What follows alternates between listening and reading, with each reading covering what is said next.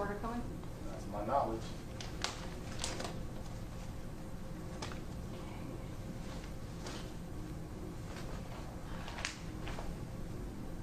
It's too nice outside. Deceptively nice. That's how. It's going to be even warmer in the next 3 days, 4 days. I was shooting the press conference earlier, Yeah. and so I had my heavier coat thrown over the legs of my tripod. Like, I'm not falling for this, just in case it takes a sharp turn. You know, to be ready. You know, so that happened to me at the Bears game Oh, yeah. Sunday. It went from being decent To freezing. to freezing to windy and freezing. Something about being in that bowl, that stadium. The coldest I ever was in June once at a Cubs game. It's snowing. And then swirling. Crazy. Why do we do that? Do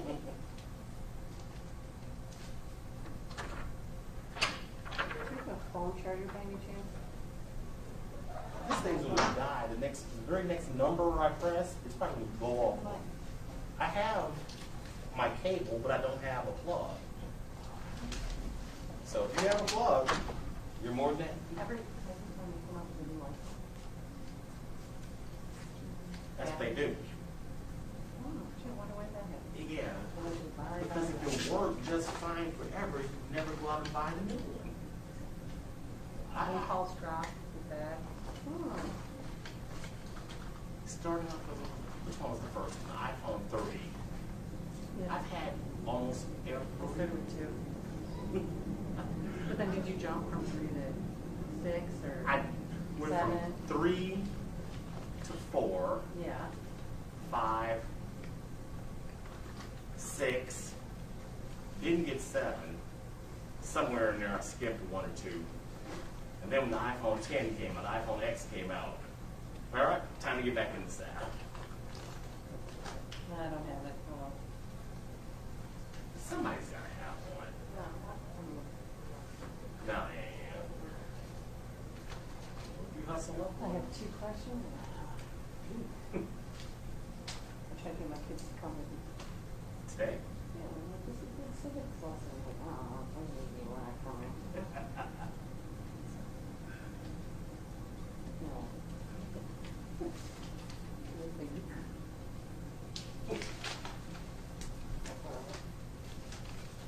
Nothing on your board and everything moves.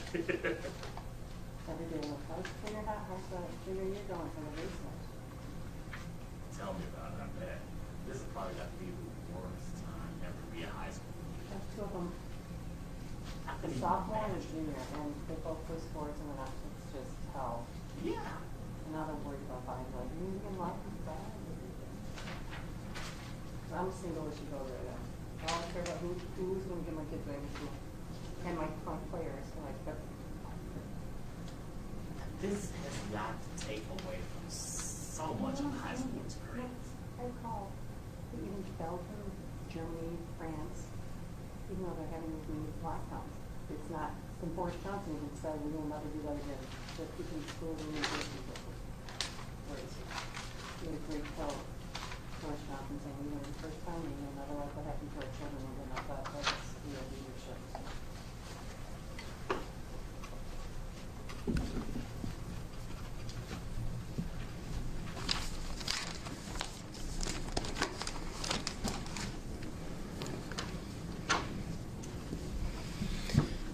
Well, good afternoon, everyone, and welcome to the COVID-19 update for Tuesday, November 3rd, Election Day, the last day to vote in the 2020 elections.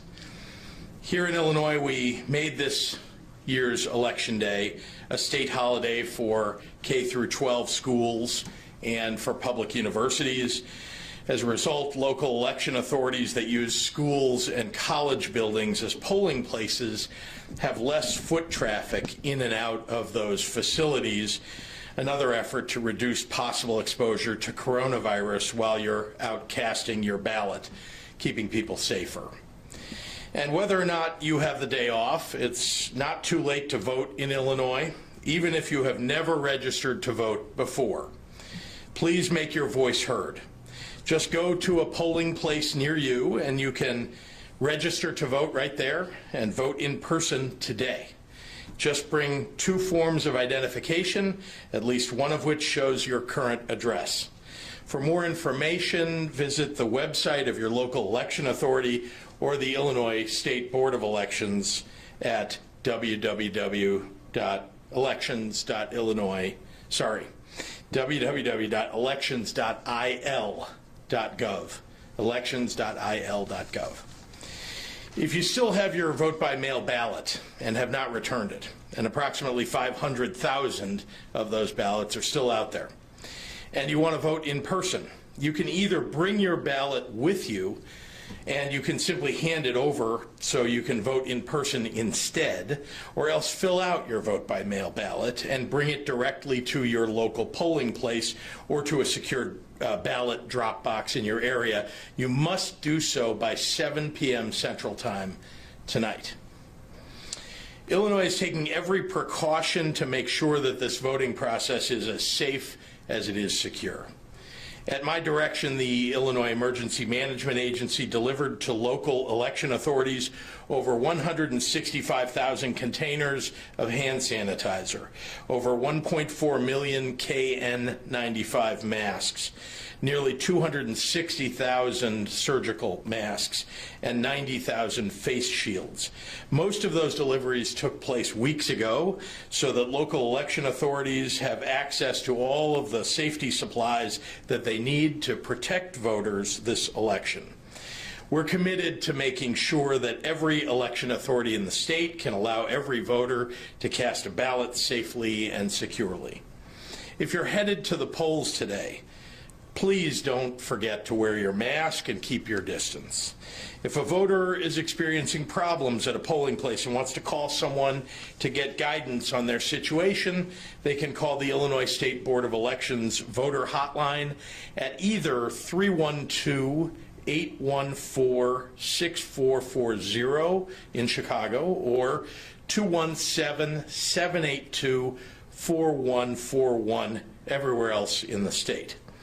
If anyone encounters election activity that they suspect is improper or illegal in Chicago and northern Illinois, they can call the Illinois Attorney General's Office hotline at 866-536-3496. Voters in central and southern Illinois can reach the Illinois Attorney General's Office at 866-559-6812. The Illinois Attorney General's Office also has a 2020 voter guide with frequently asked questions on its homepage, on its website at www.illinoisattorneygeneral.gov. That's G-O-V. illinoisattorneygeneral.gov. Please remember that if you are in line to vote at your voting place at 7 p.m. tonight, when polls are scheduled to close, you have the right to continue waiting and cast your ballot.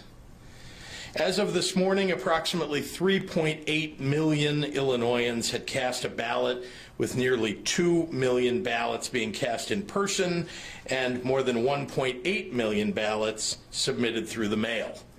According to data from the Illinois State Board of Elections, a surge in vote-by-mail ballots accounts for the greatest difference between the votes cast so far in the 2020 election and the comparable time during the 2016 election.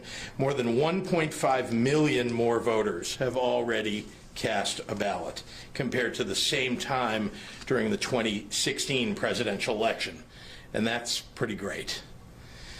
With vote-by-mail hitting all-time records, that means that we will have to be patient about the results of all of our races this year.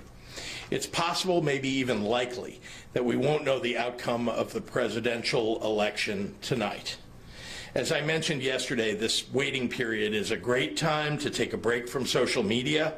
We know there are foreign state actors, specifically Russia and Iran and others, who intend to promote disinformation and misinformation today and in the coming days over social media.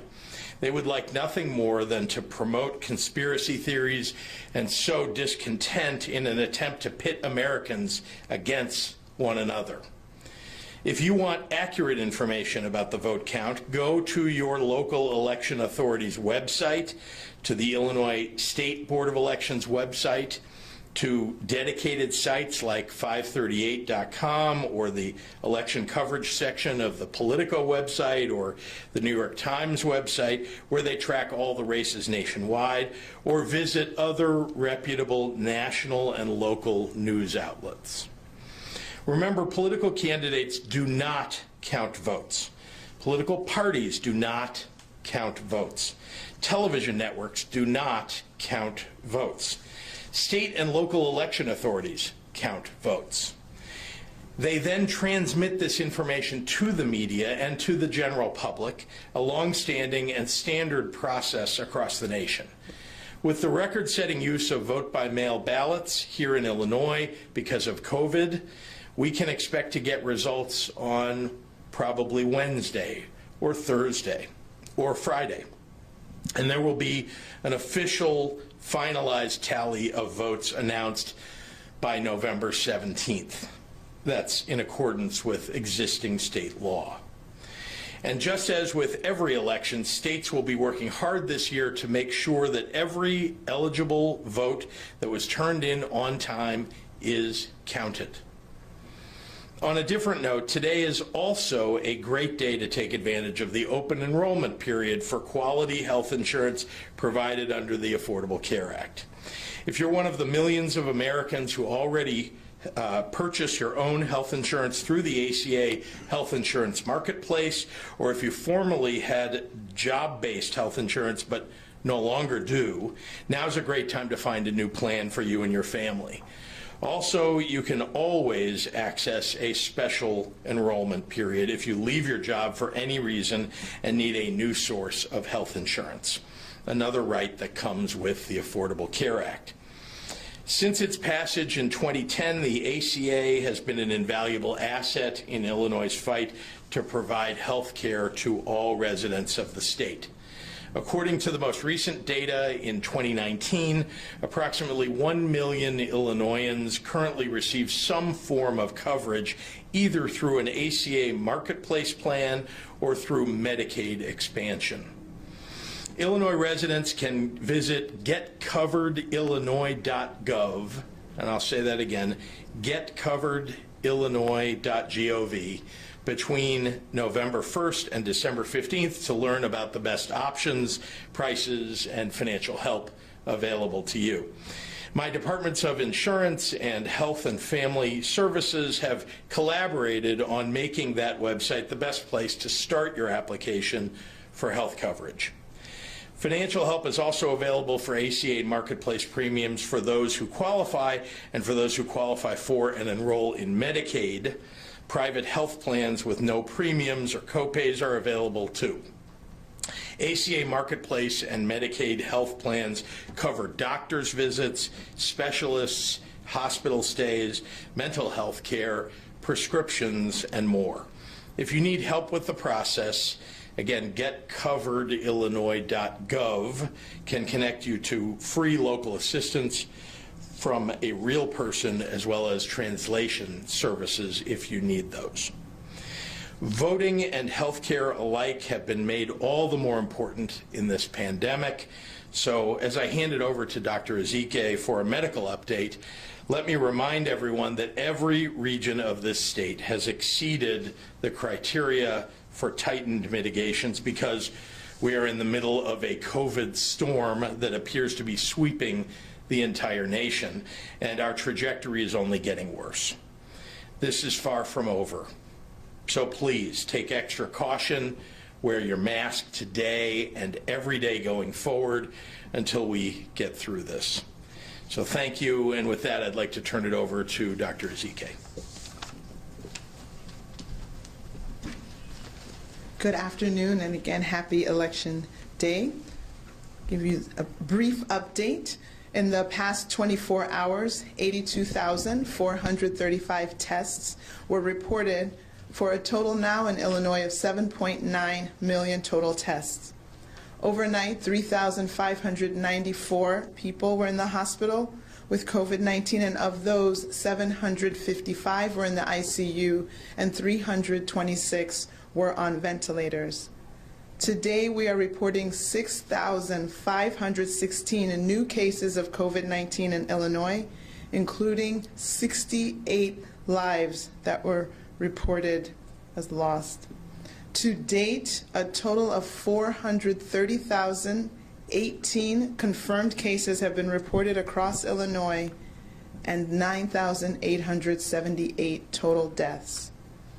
Just another friendly reminder, as the governor has said, if you are on your way out to vote, please wear your face covering. Please, again, make sure that it covers both your nose and your mouth. And practice social distancing. Wash your hands and use hand sanitizer. Also, please make your choices before you go in so that you can go in and come out as quickly as possible. Thank you. Hola y buenas tardes. Feliz día de las elecciones. En las últimas 24 horas, más de 82,000 pruebas fueron hechas para un total de 7.8 millones pruebas. Desde anoche, 3,594 personas en Illinois estaban en el hospital con COVID-19. De ellos, 755 pacientes estaban en la unidad de cuidados intensivos y 326 personas estaban en ventiladores. Hoy informamos 6,516 nuevos casos de COVID-19 en Illinois, incluidas 68 vidas perdidas. Hasta la fecha se han reportado más de 430,000 casos de COVID-19 en Illinois y más de 9,800 muertes. Un recuerdo para todos: si vas a ir a votar, por favor, use un cubrecara, mantenga su distancia y asegúrese de que su boca y su nariz estén cubiertas. También lávese las manos o use desinfectante de manos. Otro recuerdo: si recibe la noticia que sea infectado, recuerde que se necesita hacer en cuarentena por 14 días. Muchísimas gracias para su apoyo. And with that, I will turn it back over to Governor Pritzker. Thank you. Thanks, We'll Dr. start in the Zika. room and then go online. Okay, I have two questions. Thank you, Governor. Hi. If Biden wins tonight, we've been told that Mayor Lightfoot... Yeah, what? I'm sorry. Oh, I'm sorry. If Biden wins Oh. tonight, we've been told that Mayor Lightfoot may be heading to the Department of Justice. Have you been courted for any possible cabinet positions or ambassadorships? No. No? Okay. My second question: where are you going to be watching the returns tonight? And what will happen if your graduated income tax is not passed? I'll watch returns at home. I would encourage people to do that if they're watching the returns. And look, I'm optimistic about the results of the election for the fair tax. And I don't know that we'll know the results of that election tonight. It'll take some time. As you know, there's a method of calculating how many ballots were turned in, how many people actually voted on it. Those all matter in terms of what the necessary numbers are for passage. But as I've said many times before, the options for Illinois without the fair tax are not good. The options, as I laid them out at the beginning of this effort more than a year ago, are significant revenue increase on a very regressive basis. The way that the Illinois income tax is currently charged, it's significantly regressive. It benefits the wealthy, and it hurts the middle class and those who are striving to get there. And there's no doubt that Illinois would need revenue in addition to obviously looking at cuts in state government as we have. The cuts, though, just to be clear, 15% cuts in public safety dollars, education dollars, in the dollars necessary for human services, exactly at a moment when people need these things most. And so the alternatives are not good. That's why I proposed a third way. I didn't think that either one of those seemed like a good idea. And so, that's why I've advocated for a fair tax system in Illinois. I just have one last question. Okay, thanks, Jordan. We've had a number of phone calls, people into our station that said that infected patients are still going back into nursing homes. On the northwest side, there is a facility, a lawn care health facility in Naperville, where paramedics say they transferred 23 infected patients back into nursing homes. Are you encouraging nursing homes to take back infected patients? Is there an order or edict? No. Or any incentive through the state reimbursement from IDPH? Oh, no. So is it up to the director of the It's up to the doctors in the hospital to determine that someone is well enough and that they're not shedding the virus to determine whether they should be discharged. All right, Mike Militich is asking, despite COVID-19 mitigation guidelines, several election night watch parties are planned inside bars and restaurants and large crowds are expected. Are there any plans to address the large gatherings with enforcement efforts at the state level? Well, let me start by saying that local officials, local law enforcement should be standing up and enforcing the rules in the state. And you know why? Because weeks from now, when people will end up going to the hospital as a result of these gatherings that are being allowed and are the failure of enforcement, that those local officials and people who live in those areas will be coming to the state to ask us, what are we going to do to add hospital space when the hospitals are full? And of course, we're going to do everything we can, but it's these local officials, if they don't do their job, then we're going to end up with hospitals having to turn people away. And that's just not something that I find acceptable, and that is why local officials, that is why people all across the state need to stand up and make sure that they're doing everything that they can locally, state's attorneys, sheriffs, law enforcement, elected leaders, to enforce the rules here so that we don't end up with a terrible nightmare of a healthcare situation and people dying because they can't even get treated in their local hospital. Shruti Bloomberg is asking what public safety precautions are underway in Illinois for the election. Has the Illinois National Guard been deployed? So we've been in contact with virtually every law enforcement agency in the entire state. We have the state police, of course, which are the best in the nation. They are on duty. And the Illinois National Guard has been put into a state of readiness just so that they, if needed by local officials, they could respond relatively quickly. Jim, Brendan, Dave, all in Springfield have the same question. Springfield and Sangamon County announced today that they will allow indoor service to continue at 25% with some other limits. What's your reaction to their plan that defies the state mandates? Well, see my earlier comments. The fact is that local officials who are not doing the right thing are the ones who are going to be responsible for the rates of infection going through the roof and our hospitals getting overrun and people are dying if they don't enforce the rules. That is why those rules exist.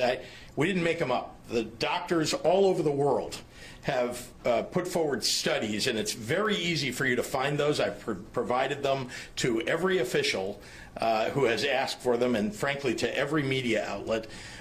We know that the places that are remaining open, that are having large gatherings and defying these rules are, in fact, spreading locations.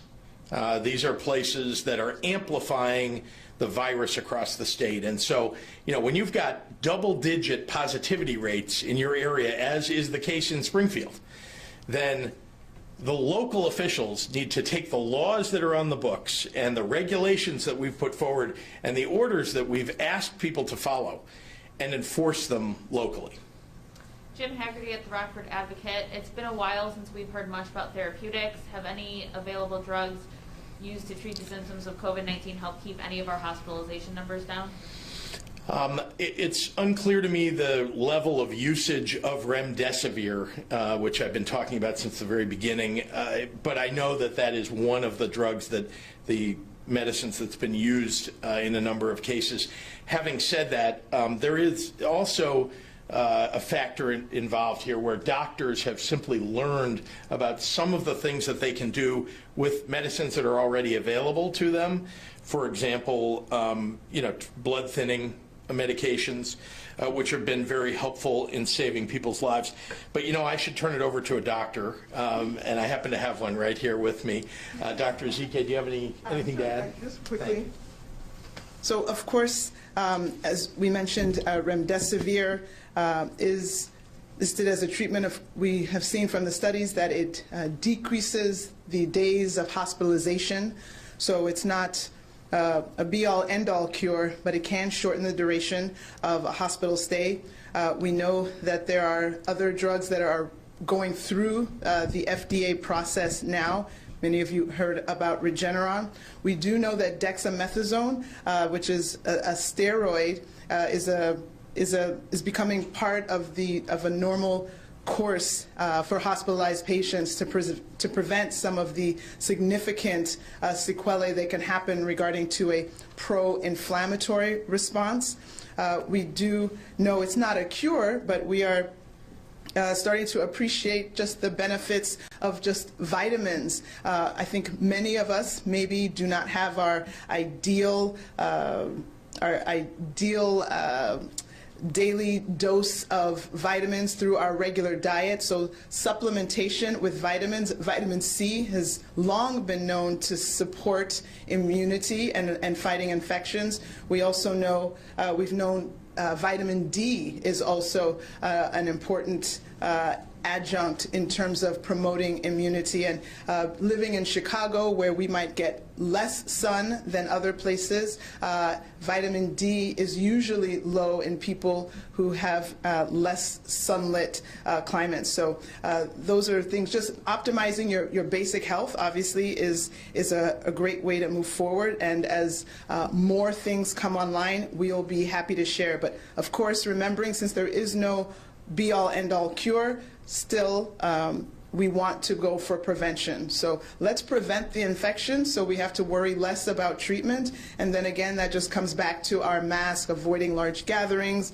washing our hands, and keeping our distance. An ounce of prevention is worth a pound of cure. Thanks, everyone. Thank you.